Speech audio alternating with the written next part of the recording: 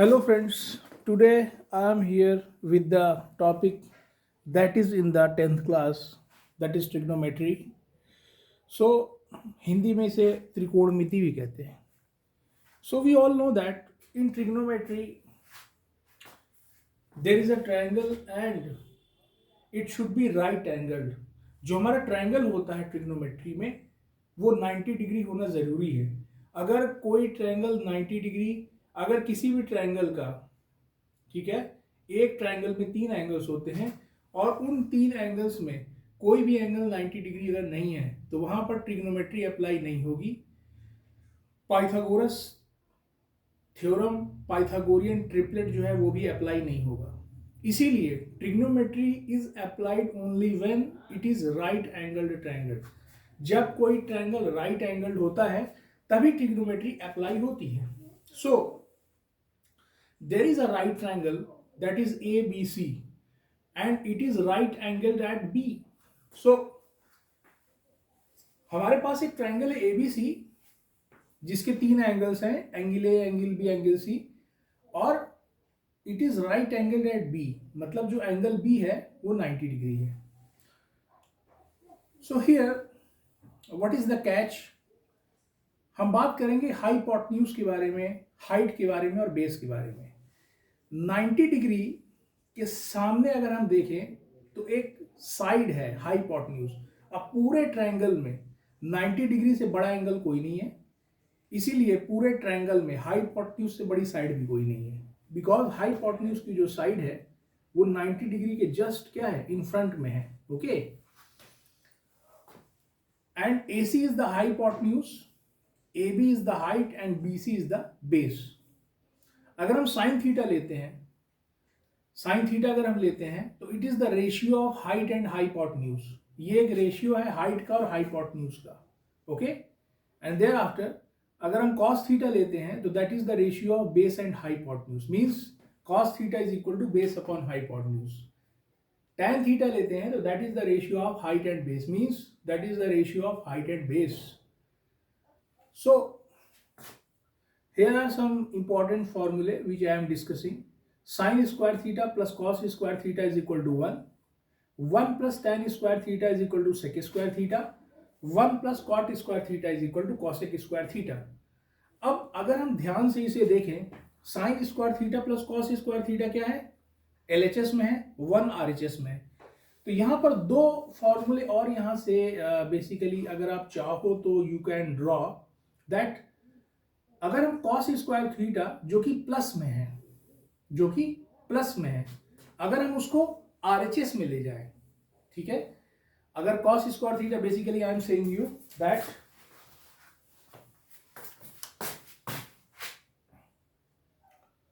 One minus cos square theta is equal to sine square theta.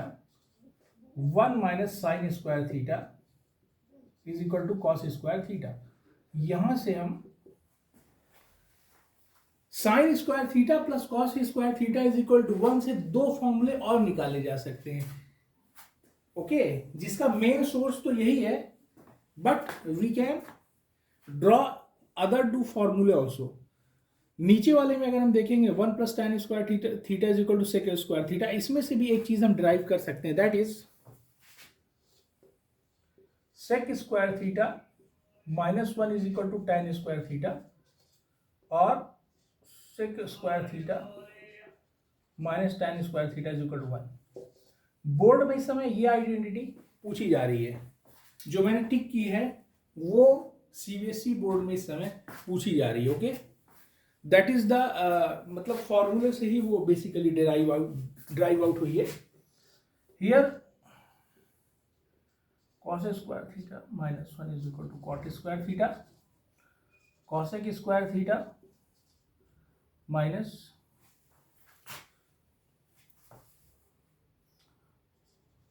cot square theta is equal to 1.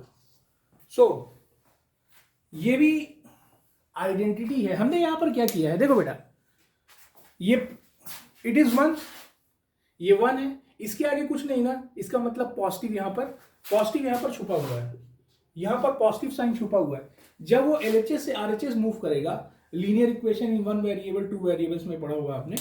जब +1 ये LHS से RHS में चला जाएगा तो क्या हो जाएगा, +1 को हमें -1 लिखना पड़ेगा।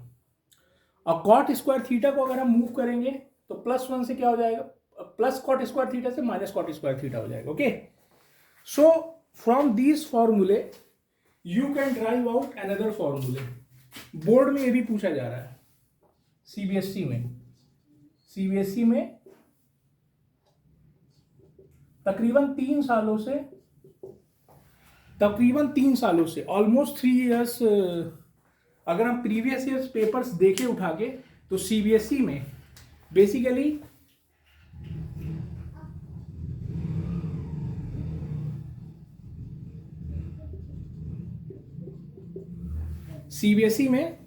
ये दोनों आइडेंटिटीज से क्वेश्चंस बनते हैं।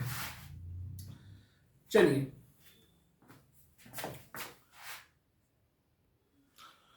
तो बच्चों हम यहां थे कि sine square theta plus cos square theta is equal to 1 एक फॉर्मूला है, but where we have to apply, हम इस फॉर्मूले को अप्लाई कैसे करेंगे, that is the main thing.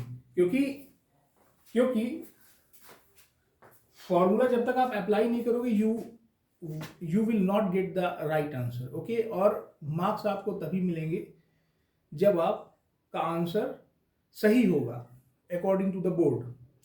ठीक है, ट्रिग्नोमेट्रिक वैल्यूज का जो एक टेबल है वो आपके सामने है, जहां पर 0 degree, 30 degree, 45 degree, 60 degree, 90 degree तक आप यूज करिए। 180 डिग्री वगैरह 11th से यूज होगा। ओके, तो आप लोग सिर्फ 90 डिग्री तक ही यूज करेंगे, आप 180 डिग्री नहीं यूज करेंगे। सो बेटा ध्यान से देखना, अब यहां पर वैल्यूज है साइन 0 डिग्री कितना हो गया 0, साइन 30 डिग्री कितना हो गया 1/2। ओके, साइन 45 डिग्री कितना हो गया 1/√2। ठीक है, और अगर हम कॉस 45 डिग्री की बात करें वो भी 1/√2।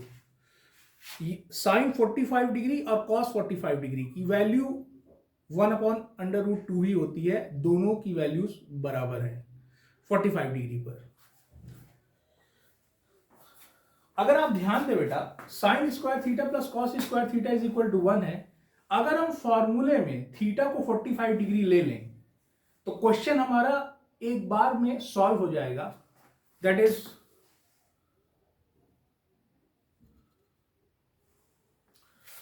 किसका कॉल है भाई,